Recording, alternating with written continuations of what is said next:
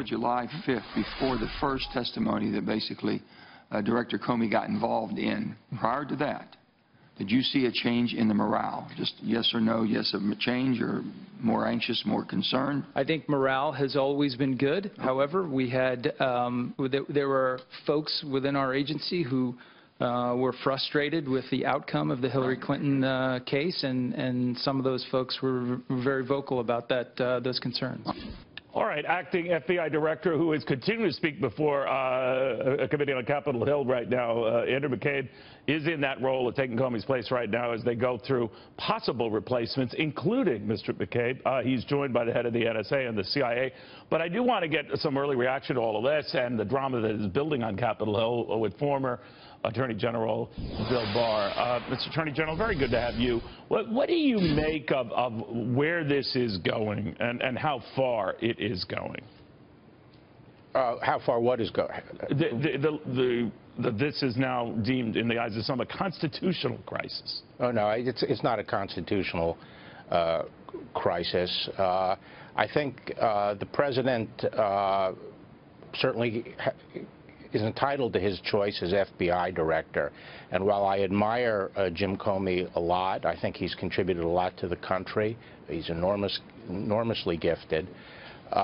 He crossed the basic line back in July, a fundamental line in the department, which is that investigations are supervised and directed by the lawyers, the prosecutors at the department, not the agents. And what is of concern, and certainly what appears to have concerned the administration, was not so much that transgression, but his steadfast refusal to acknowledge that he had transgressed those limits on his power.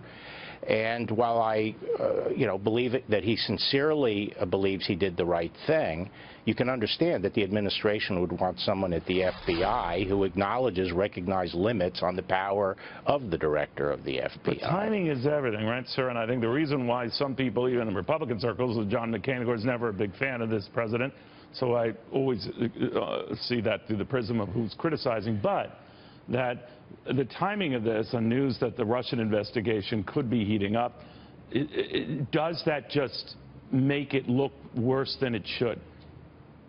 Well, the timing I put at the feet of Chuck Schumer. He dragged out the confirmation of the Deputy Attorney General, who's the chief operating officer of the department. And of course, the Attorney General was recused from the Russian investigation.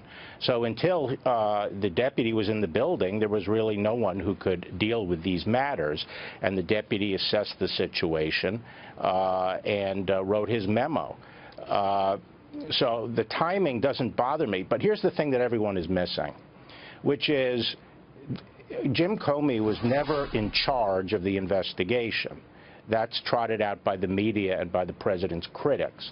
As I said, investigations are supervised by the prosecutors at the Department of Justice. And right now, we have two prosecutors that are responsible for the integrity of that investigation. And they are Rod Rosenstein, with 33 years' experience, and appointed by Obama to be U.S. Attorney, President Obama. And the other one is Dana Bente, the acting head of the National Security Division, 27 years' experience.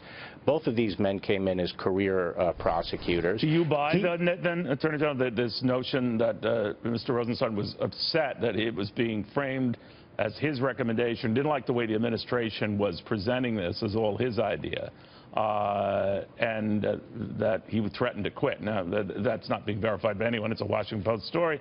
But what do you make of that? Well, that's been denied, and I don't think it was necessarily only his idea. I think there have been questions about whether Comey would be staying on since the beginning of the administration, and I think he made an assessment, and that played some role. I don't know how much of a role, but the key point is this.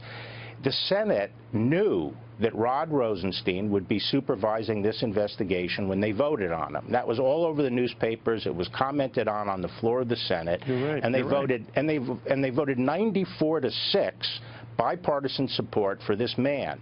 So when there these calls for special prosecutors, what are they suggesting? These two men, who are career people, who are Obama appointees, are the very kinds of people that you would want handling this case to assure that it would proceed with integrity. And I would also point out that the acting director of the FBI just said on the Hill, and I totally agree with him, that the people who work on these investigations, the professional agents, are going to do a professional job regardless of who the head of the FBI is. And those are the people... Sir, I know, and my producers are going to go crazy here, but I'll go along with you because you're so interesting here.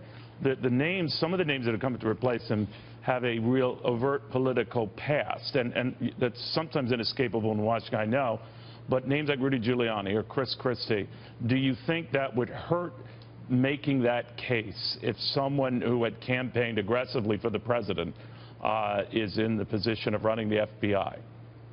I don't think that would be helpful at this point, and I'm very dubious that that individuals like that would be selected to be the head of the FBI. What about Merrick Garland, one that's been mentioned today, the former Supreme Court choice for Barack Obama? I have a lot of respect for Judge Garland, but I think there are also other judges out there who have had more direct experience running law enforcement agencies or running big establishments, and I would think that they might get preference to the extent they consider a judge. Did you believe when you heard some of these reports that what really was irking President Trump was the fact that James Comey did not appear to be loyal? That kept coming up in these reports. No, I don't. My own view is that there was concern in the administration, as there has been among a lot of former people who have served in the Department of Justice, Republican and Democrat, that Jim Comey didn't seem to have regard for the traditional limits on the authority of the FBI director and was arrogating to himself powers and authorities of the Attorney General. I think that was the primary concern, and I think that what essentially may have forced their hand is his refusal to acknowledge that. And, he's free to do that, but by the same token, I think the president is understandable that he would want somebody at the FBI who understands his relationship to the Department of Justice. Okay. Bill Barr, great seeing you. Thank you very much. Yeah.